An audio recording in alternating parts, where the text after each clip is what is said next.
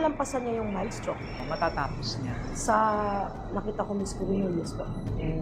Okay. Ay di sa hindi ko, wala akong part dito na kinikilingan. Wala talaga. Kasi nakita ko siya, inatake siya na tulog. Is lang yun atakihin siya ng tulog. Either magbababa siya ng pusa, o either matapos niya na may kahit naghihingalo na ay ayusin. Kasi kahit naman saang banda natin titingnan mo, kahit papaano po talaga, meron din siyang pananagot. Meron din po siya dapat yung ayusin. Nakakatakot naman tong hula ni Rudy Baldwin kay Pangulong Marcos.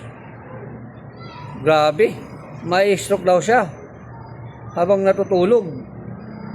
Kailangan sa'yo muna, Pangulong Marcos, tulog manok lang muna.